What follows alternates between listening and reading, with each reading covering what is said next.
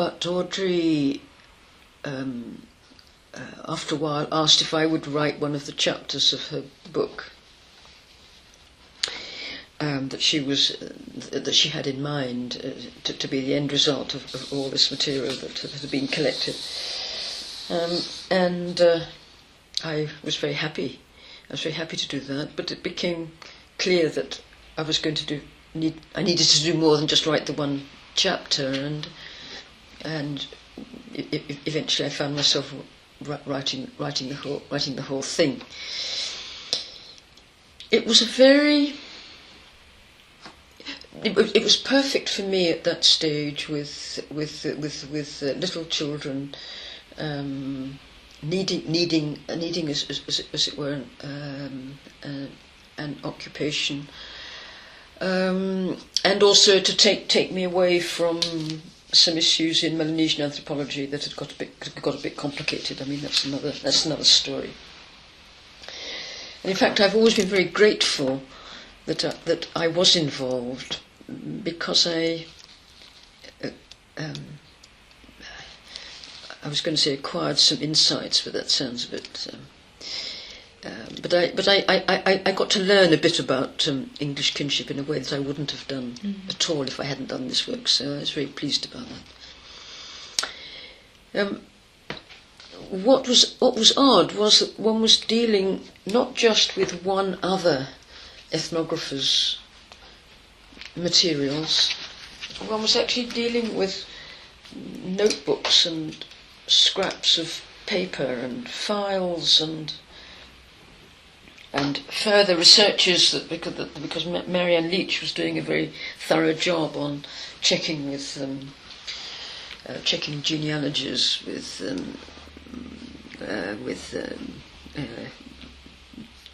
public records and so forth. So it's a very heterogeneous material in terms of genre. It was heterogeneous in terms of the people who had done it, and I should say in parenthesis that there was no one who, as far as I recall, wasn't happy to have their material used this way. I think everybody we contacted was happy that it might have some use.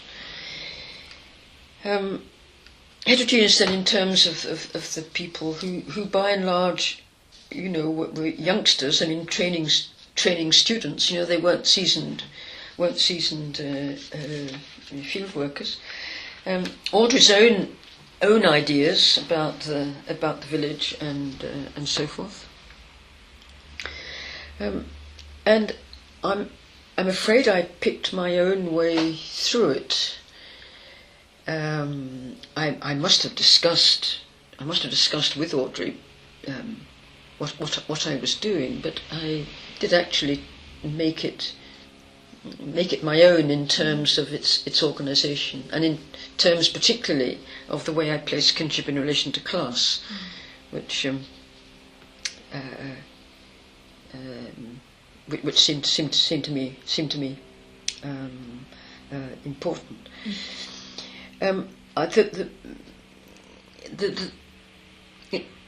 In terms of reusing other people's material, you will appreciate that most of the material was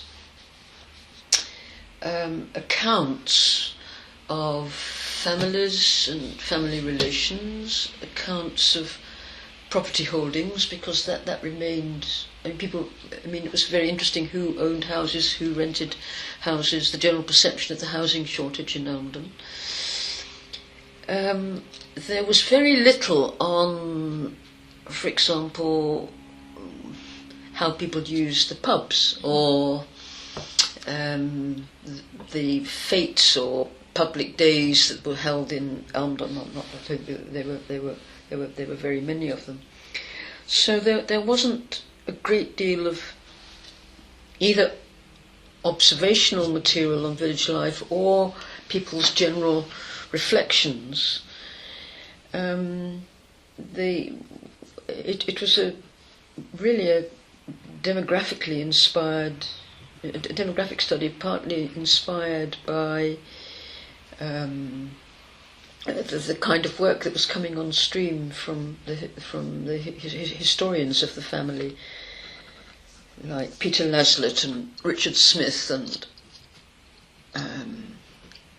Tony Wrigley and people.